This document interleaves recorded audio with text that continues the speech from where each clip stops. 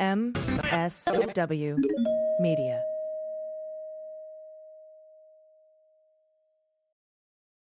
Welcome to Teacher Quit Talk. I'm Miss Redacted. And I'm Mrs. Frazzled. Every week we explore the teacher exodus to find out what, if anything, could get these educators back in the classroom. We've all had our moments where we thought, what the hell am I doing here? From burnout to bureaucracy to soul-sucking stressors and creative dead ends. From recognizing when it was time to go to navigating feelings of guilt and regret afterwards, we're here to cut out the gaslighting and get real about what it means to leave teaching. We've got insights from former teachers from all over the country who have seen it all. So get ready to be disturbed. Join us on Teacher Quit Talk to laugh through the pain of the U.S. education system. We'll see you there. Thanks to Feels for supporting Cleanup on Aisle 45. Feels CBD is the natural, healthy, better way to feel better, and it ships directly to your doorstep in only a few days. Go to Feals, FEALS.com/cleanup, and you'll get 40% off your first 3 months with free shipping.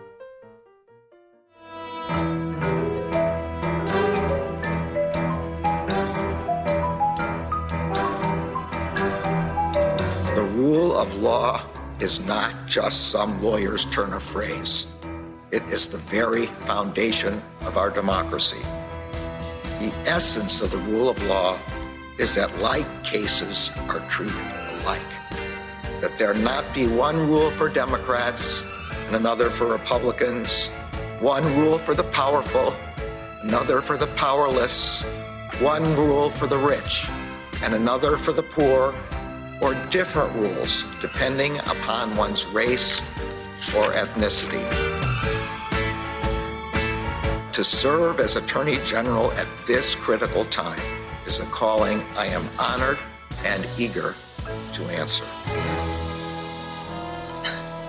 So yeah, now it's cleanup on aisle 45 time. And for a long while yet, it is going to be cleanup on aisle 45. Hello, everyone, and welcome to Cleanup on Aisle 45. It's episode 57, and you're getting this on Wednesday, February 16th, but my co-host Andrew Torrez and I are recording this on Valentine's Day. Happy Valentine's Day. Aw, happy Valentine's Day to you. I did not get you chocolates. I did not get you flowers, but I did get you something I know you'll like even better, an in-depth breakdown of an insane court filing by our good friend John Durham. Yeah, that's way hotter. And I can't wait. I get that a lot. But my favorite thing is actually our patrons. So a big thank you to you, Cole, Nancy D, Eileen, Mercury Vapor, love it, and, quote, merely the washing instructions on the marvelous tapestry of life, unquote. It's so great. And also thanks to a mail lady, that's M-A-I-L, anonymous intelligence officer, well, Christian Smith, Christy Campbell, and Chris and Lauren. Thank you all so much. And remember, you can join these fine individuals and receive all of our candy hearts over at patreon.com/aisle45pod, AISLE45POD, for as little as $1 an episode. Yes, and thanks to all of our patrons. You help keep us off Spotify. Yep. And now, on with the show. Let's dive into the latest Durham filing. Oh, let's. But first, a little background, and feel free to correct me on any of this. I did this off the top of my head. Before Bill Barr resigned his position as Attorney General, he appointed John Durham to investigate the oranges of the Trump-Russia investigation. This was after Barr spent tons of our taxpayer dollars gallivanting around the world trying to dig up dirt on Christopher Steele and Mifsud, which he was totally unsuccessful at. I think he even went to Italy to watch some sort of deposition of, I don't know, maybe it was the Vienna guy, Firtash. It was just ridiculous. But did he get the DNC server from Ukraine? That's what I want to know. The physical, actual, yeah, anyway. Also, in August of 2020, there was an FBI lawyer named Kleinsmith, okay, and he pled guilty to altering an email to say that Carter Page was not a source for another government agency. Of course, none of that means anything, right, given that Rod Rosenstein signed off on the FISA warrant renewal. No charges were ever brought against Carter Page. Further, at the time of the renewal, Page was no longer even with the Trump campaign. This is all a smokescreen. But, you know, that smoke is all they have. It is. And then almost a full year later, after the Kleinsmith indictment, right, all Durham had come up with was an indictment of a lawyer named Michael Sussman for allegedly lying to FBI General Counsel Jim Baker during a conversation that was not recorded, that had no other witnesses present, and no contemporaneous notes taken about it. Sussman apparently told Jim Baker, according to Durham, that he was not representing any specific client when he came to the FBI and another agency, which was the CIA, with concerning information about a Trump Tower server that was communicating exclusively with Alpha Bank. Yeah. And look, the Alpha Bank stuff was a dead end, right? Turned out to be overhyped by overzealous representatives of the Clinton campaign. That, by the way, is perfectly normal campaign, right, operative behavior. Anyway, Durham's indictment of Sussman was, I don't know, more of a blog post for right-wing conspiracy theories than anything. I mean, we went into detail on this show, on your show, on my show. It went on for pages about the Clinton campaign hiring and paying Sussman for his work, none of which was illegal, right? Or else he'd have been indicted for election interference instead of the one count 18 USC 1001 false statements. Yeah, and we don't even know if it was 1001A or 1001B because Sussman's attorneys filed what's called a bill of particulars, asking Durham to clarify his conspiracy theory blog post indictment on several grounds, including the fact that Durham didn't say what the statement was that Sussman made that was false.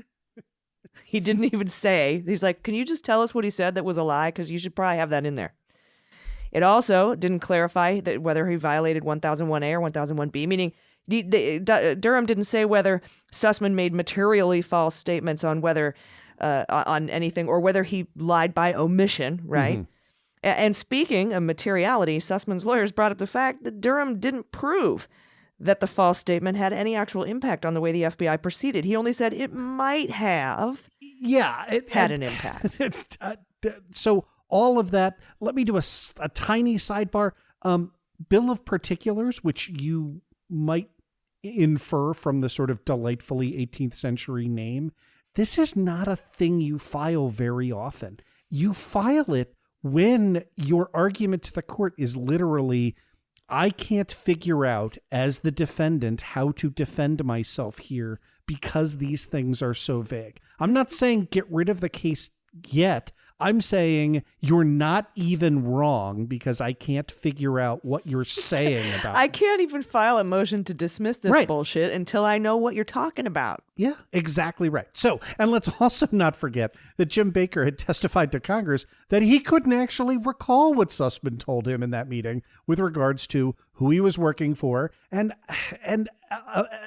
throughout all of it, the FBI knew for a fact that he was a lawyer for the Clinton campaign. And by the way, that's also not illegal, right? Like, it is not illegal to go to a government agency and say, I have information about a potential crime. And by the way, you know, and not have to disclose that government agency investigating that crime might benefit one of my clients. That's not a crime. No, it's not. But even with, Baker's testimony throws this all under the bus.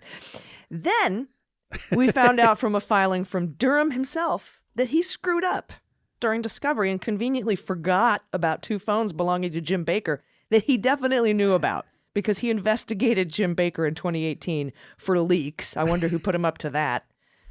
And had those 2 phones, right? And that's his star witness, Jim Baker, who he investigated. He investigated for leaks that went nowhere.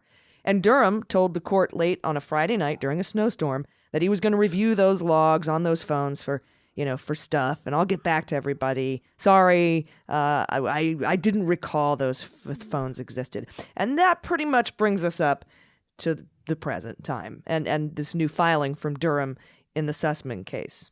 Yeah, that is a great summary of the background of how we got here. AJ, I have to concede, it is not every day that I get to see a pleading that I have literally never seen before. Well, I should take that back, right? I follow Sidney Powell, right? So I've seen all sorts of things that no lawyer has ever seen before and should never file. But look, this is a first for me from, otherwise respectable prosecutors at the Department of Justice. So what is this pleading? It is not a motion to disqualify counsel. I have seen it reported as such in several outlets. It is instead titled a, quote, motion to inquire into potential conflicts of interest. Now, if you're thinking, what's a motion to inquire? Good question. It's like, hey, I think the sky's green. Can you look into that for me? I just want everyone to know I think it's green. Can everyone hear me? It's green. Don't believe your eyes. But I need the court to look into this for me. Could you? So the inquiry is involving the law firm that Michael Sussman chose to represent him in connection with this criminal indictment, right? Latham and Watkins. Yeah. Now, Sussman himself is a former partner at another huge law firm heavily connected to Democratic politics, Perkins Coie. Right. I'm sure you've heard about them. Latham and Watkins is the second largest law firm in the world. They have nearly 3,000 attorneys in 28 offices around the country and overseas. They own LW.com, which is pretty damn impressive. 2 letters, yeah. To find one of their partners on the website, it has its own search engine. Its own. So tell me that this filing isn't just Latham and Watkins represented other parties in connection with the Mueller investigation, because that would be really sad. Is that what this is? This filing is literally just Latham and Watkins also represented 2 other parties in connection with the Mueller investigation. But Bill Barr, who appointed Durham, worked for Alpha Bank. We'll get to an even better own goal. Like it's in the pleading, but look, this is why Durham had to title this thing a motion to inquire, which again, not a thing. Because if he'd called it a motion to disqualify, it would have been left even harder right out of court, right? Like, because there are actual standards for how we adjudicate a motion to disqualify. We're going to talk about those in a minute. I want to steel bot the other side for a second. Okay. I'm not saying that I can't envision a situation in which you go to court with incomplete knowledge and you say, it looks like there's something fishy going on here. Can the court take a look at this and resolve this particular factual question and tell me whether there's a conflict or not? And the reason that you would do that is you can't get discovery on your own about that thing that looks fishy, right? Mm-hmm. You giggled derisively correctly, right? Like you may infer that is not in fact what we have here, and I can prove it to you with Control F and literally 1 footnote from the document. Okay. Let me guess to Control F. You searched the names of 3 Latham and Watkins lawyers who have officially filed notices of appearance on behalf of Sussman.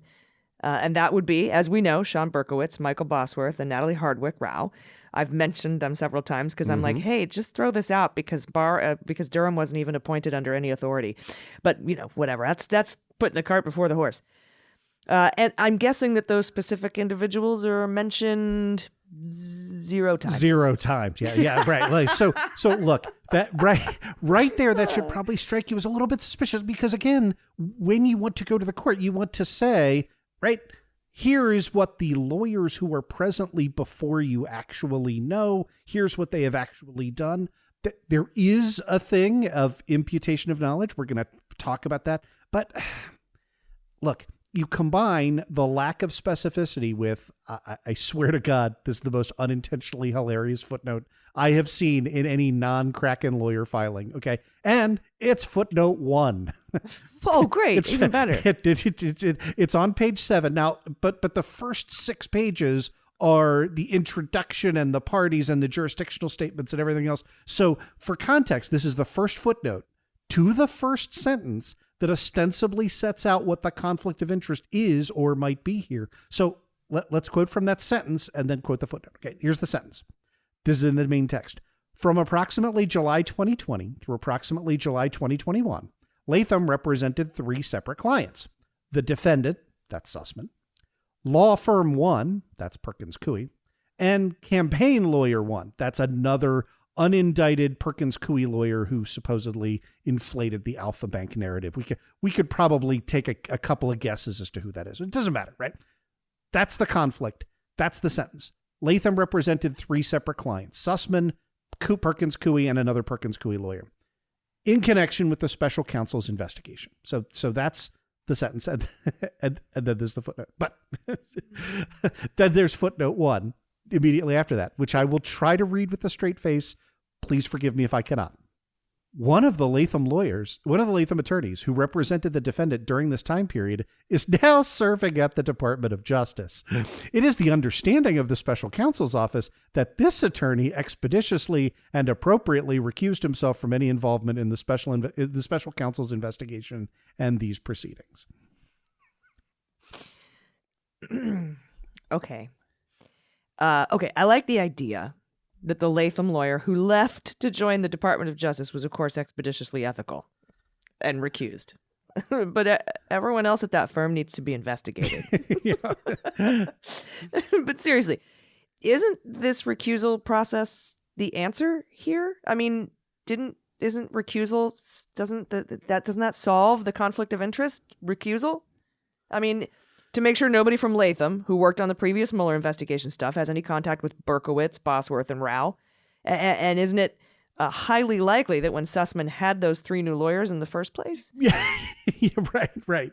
I mean, wouldn't you just call up Berkowitz and say, hey, you've walled off everyone who was previously involved with the Mueller probe, right? Right? Yeah, look, 100% as a owner of a law firm, that's what you would do, right? And 100%, if you are in Durham's shoes, if you suspect there's something, you would just call up and ask, because look, there is a special ethics rule that superseded the old rule. So the old rule was called vicarious disqualification, right? Mm-hmm. And it said, if you're at a firm and your firm has represented somebody, we impute all of the knowledge of that firm to everybody who works for the firm, right? That really went out of favor in 1955, right? Once you started having big firms, right? And look, like when I worked for a big firm, I worked for Covington & Burling, which had 300 lawyers, let alone 3,000, right? Like it's ridiculous to think, right? There's not a Mr. Latham who knows everything that Latham and Watkins knows, right? So what do? We rewrote the rules of ethics to screen off conflicts so that you don't impute conflicts across an entire firm of 3,000 lawyers. So that is Rule 1.10A2. And the reason that we know that Durham didn't just call up Berkowitz and ask, because if he had, he would have an answer to and would not have to plead things like Latham may have gained privileged insights into any such differences between the factual testimony of Sussman and the prior 2 witnesses from their prior confidential attorney-client communications. Well, they may have, but like it's really important to know that like you don't impute those qualifications automatically to thousands of people if you followed the very straightforward ethical screening procedures that are in 1.10A2, the same ones that you just described in footnote 1. The second important thing to know here is kind of the way in which these motions to disqualify work. Right. Okay, so my understanding is because there's none mentioned. Right. There's no statute or specific, like people right now on the right are like, oh my God, have you seen this criminal thing? And I'm like, there's no indictment in here. And no, what are you talking about? And he doesn't mention a statute or even a specific law or even a provision in the Federal Rules of Criminal Procedure. He doesn't cite any of that. It looks like this is instead a straightforward question. Does the legal representation violate the professional rules of ethics? And I imagine that the bar of depriving a defendant of the lawyer of their choosing is probably pretty high. Yeah, that is exactly right. So the legal test that's developed over the years is called the substantial relationship test, right? So, for example, just because I represent one client now doesn't mean that I am automatically prohibited from representing anyone who's ever interacted with that client in the future, right? That would be not a practical rule to impose on lawyers, particularly, small town lawyers, right? Instead, I am prohibited from disclosing or adversely acting upon attorney-client privilege that I received in that first representation, right? So an example of where you would disqualify me. I know that client A committed bank fraud. I then later sign up client B who says, let's go sue client A. Right?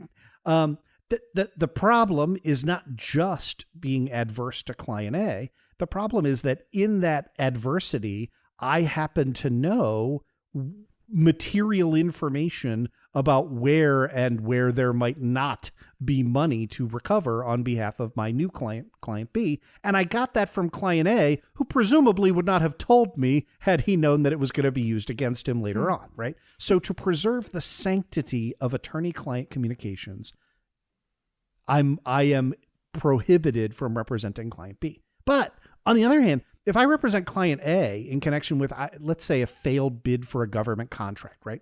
I can, and I do, let's say with a government agency, the Federal Department of Education, right? I can represent clients B, C, D down the line filing bids on separate DOE contracts all the time, right? So long as it's not the same contract, so long as I'm not using information that I gained from client A to the advantage of subsequent clients, we're good. There's no prohibition on that representation. Yeah, okay. So while this motion styles itself as an inquiry, as I read it, I don't see anything that really establishes even an inference to that kind of conflict. Instead, I see things like Latham represented law firm 1, that's Perkins, and Perkins represented the Clinton campaign. So, and I'm kind of at a loss for what the conflict is supposed to be. And Andrew, I have a question here. Sure. What seems... he just files these things to stir everyone up. None of the base is going to care about what the response is from the court, who will probably just turn around and say, hey, yeah, there's no conflict here. This lawyer recused themselves. Oh, and it doesn't matter because they didn't have anything to do with any of this anyway. It's just going to be embarrassing, but that's not going to get coverage. Yeah, no, that is exactly right. And what you have here is the 21st century version of the retraction problem, right? Huge negative headline on A1, retraction 3 days later on page A37. Well, here, right, huge headline on, the right-wing blogosphere. And when the court slaps this down, not just retraction on page A37, I don't think the Gateway Pundit is going to be covering the fact that the court says motion denied. Yeah, also dumb. It's. I don't think it's just going to say motion denied. I think it's going to say, and here's why your motion is dumb. It might even ask why you didn't file a motion to disqualify, which is the normal course of things if you have a disqualification. And then they might even bring up the fact that they didn't name any of the lawyers who are representing Sussman, just these other lawyers who made it up to the DOJ, one of them, and recused themselves. So I feel like it's going to be, I think it's going to be more embarrassing than just motion denied, honestly. I think that's exactly right. And look, there might even throw in don't waste my fucking time anymore. Yeah. Well, Latham gets to file a reply brief here. This is going to be fun. And it's going to be a lot of, I have been refreshing every day on Pacer to see if it comes in. Do you think they'll ask for another bill of particulars? Sadly, I don't think you can do that on a motion for inquiry that doesn't exist. But yeah, I expect, and look, statistically speaking, odds are reasonably good that a Latham lawyer listens to our shows, right?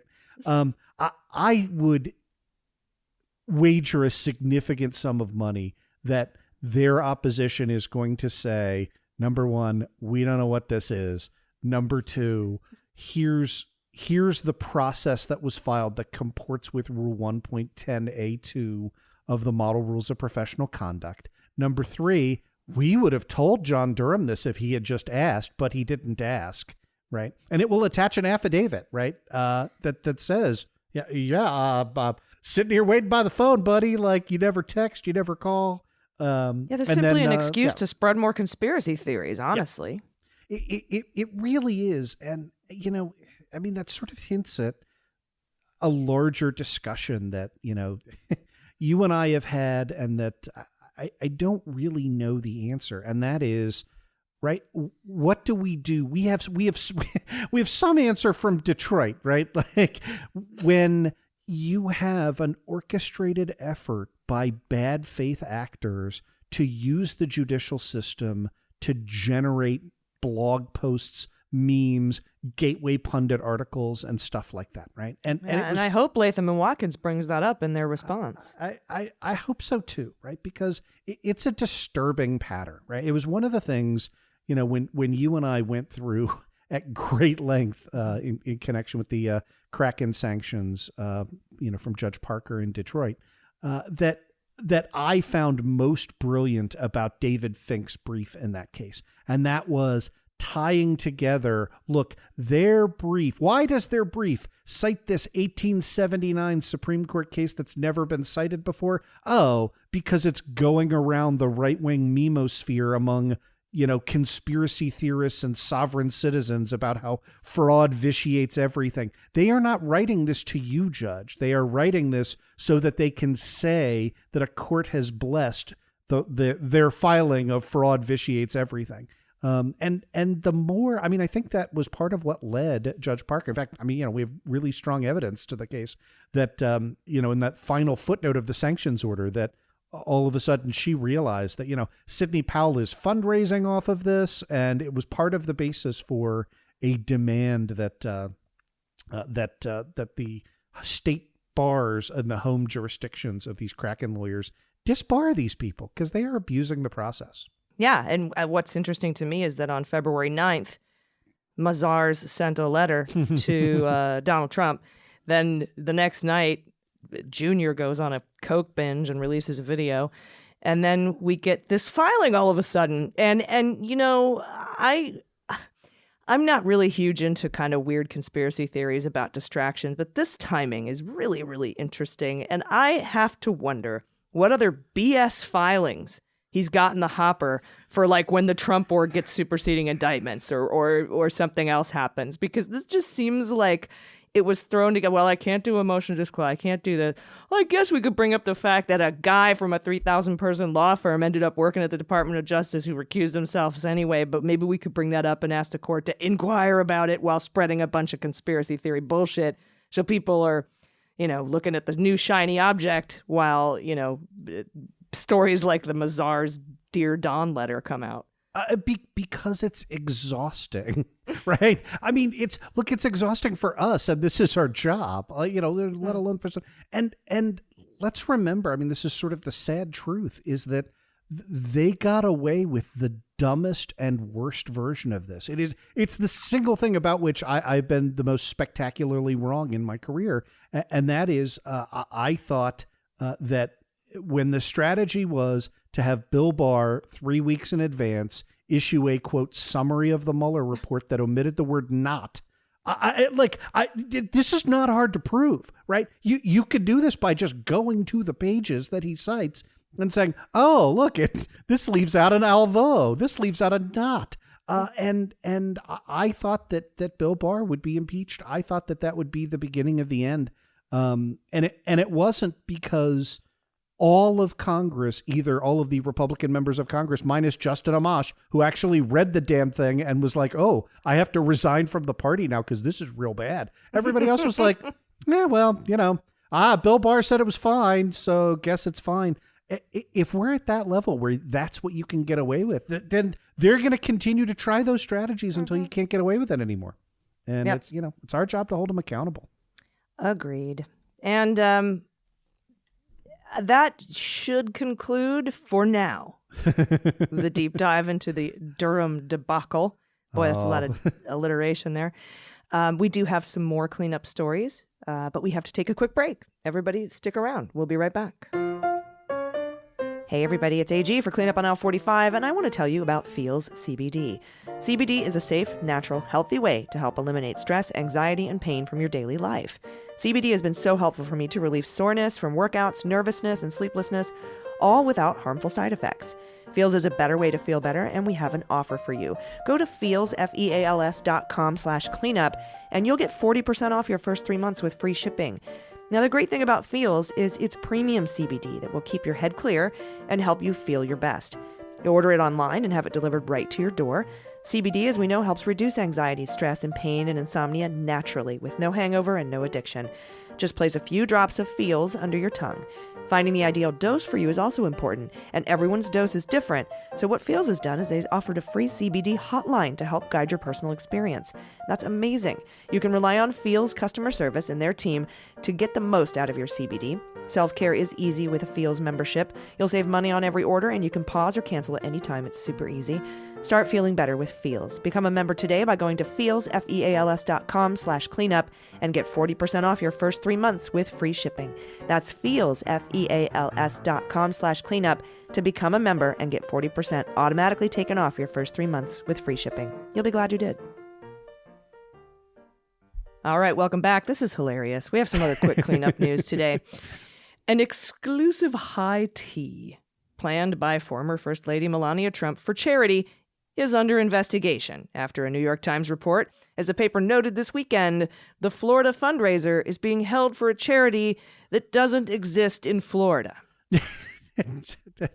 Okay, well, it sounds bad when you put it that way. I couldn't think of a better way to put it. Well, they haven't been able to find a charity registered under that name in Florida. All right. But look, the tea is meant to raise money for Fostering the Future, which is apparently a charity initiative of Be Best, Trump's, I have to say this with a straight face, anti-bullying campaign that Melania Trump launched while she was still First Lady. Tickets, which of course are going for as high as $50,000, are meant to help support computer science scholarships for young people in foster care. So, look, great idea. Yeah, except where's the bullying part? Okay, now, when asked about the solicitation, officials at the Florida agency, there's an agency that oversees charitable fundraising, that agency said they also could find no evidence of the required state registration and had opened an inquiry as a result.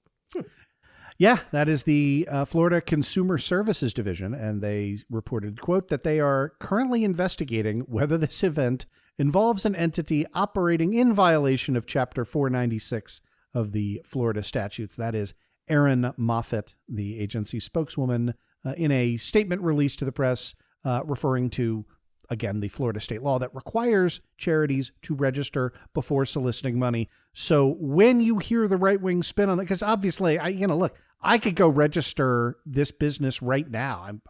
I'm sure the Trumpers have, right? That's not a hard thing to do. I do it every single day. The law says the corporate entity has to exist before you can solicit money for on its behalf.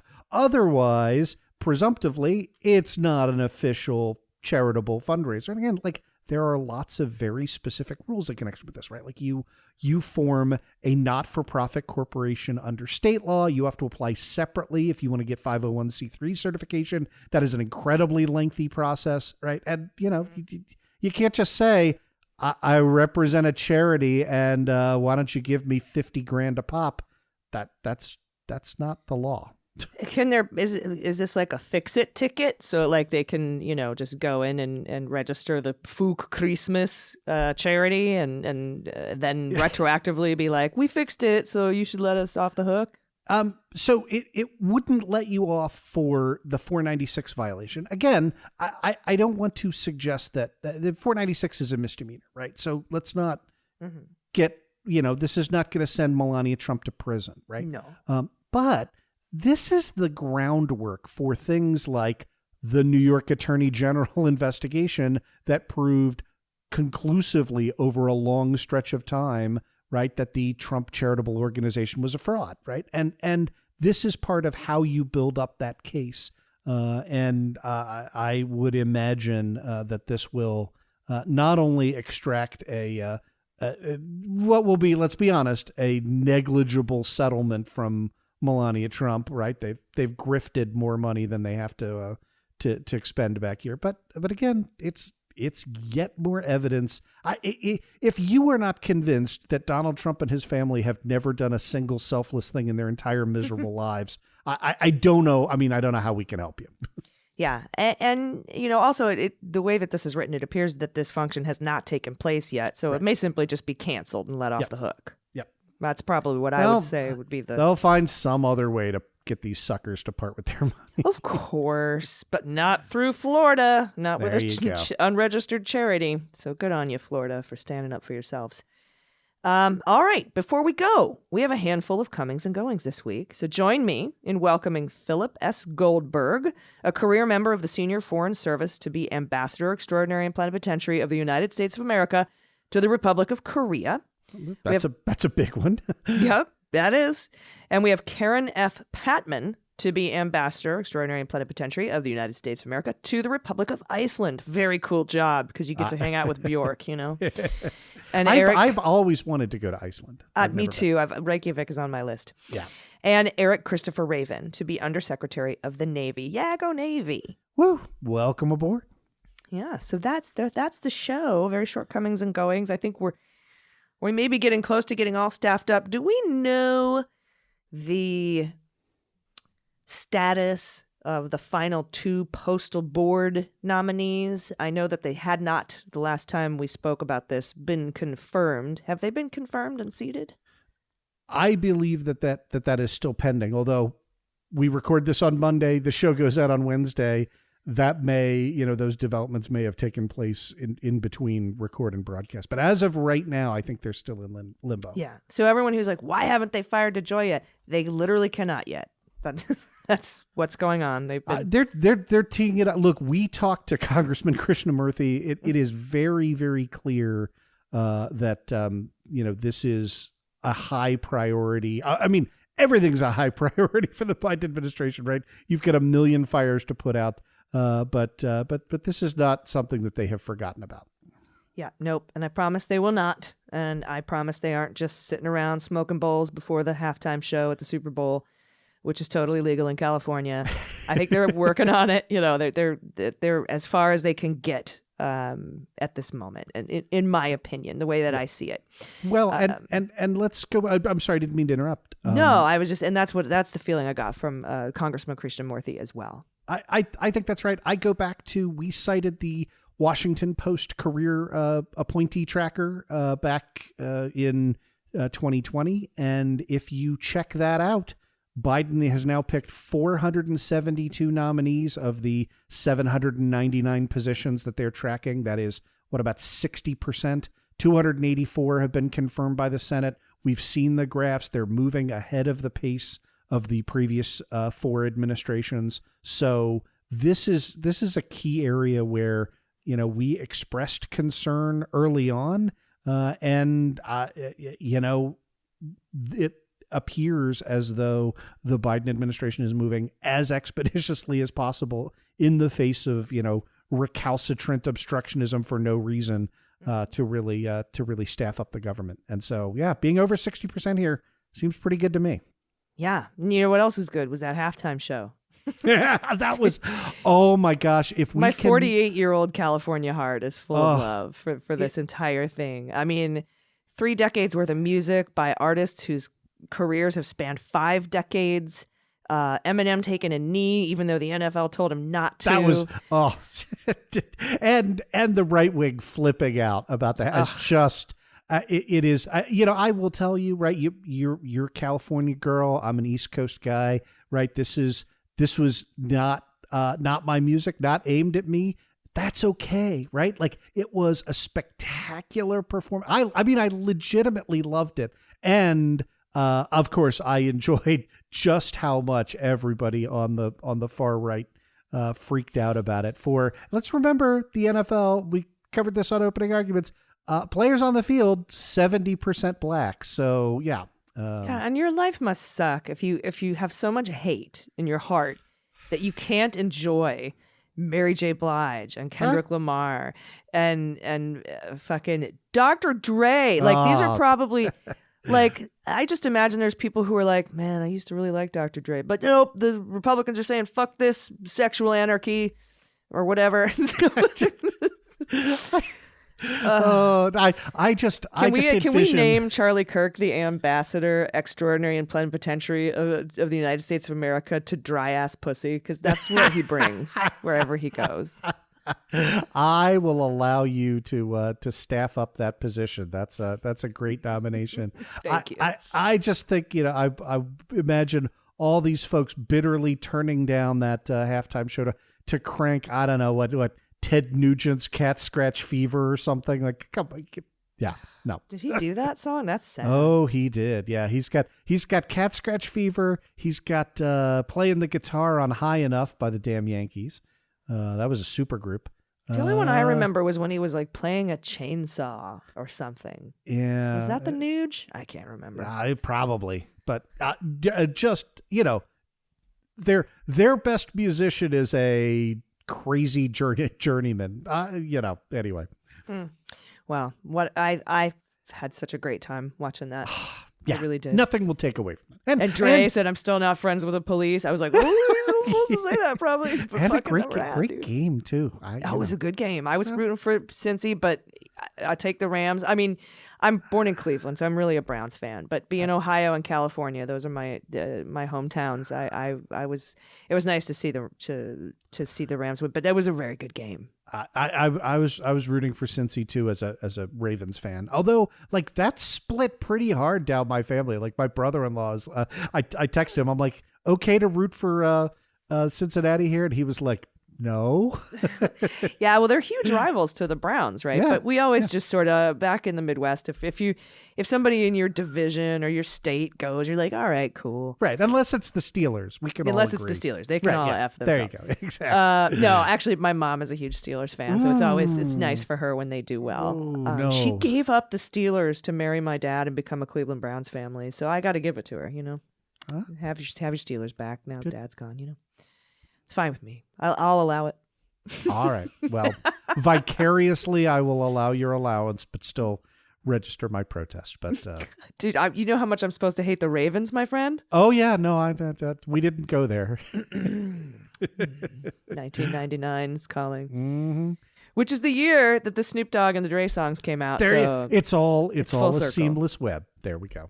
All right, everybody. Thank you again to our patrons. We really appreciate you. This show would not be possible without you. Do you have any final thoughts, Andrew? Nope. All right, everybody. We'll be back next week with Cleanup on Aisle 45. Also, please give a listen to opening arguments and the Daily Beans. You'll not be sorry. Is that the end? Yeah, that's the end. I was going to say something, but I wanted you to have the last word. I think we should leave is that the end? Cleanup on Aisle 45 is written, researched, and produced by Allison Gill and Andrew Torrez with editing by Molly Hockey. Our art and logo design are by Joelle Reeder and Moxie Design Studios, and our music is composed and performed by Adam Orr. Cleanup on Aisle 45 is a proud member of the MSW Media Network, a collection of creator-owned podcasts dedicated to news, politics, and justice. For more information, visit mswmedia.com.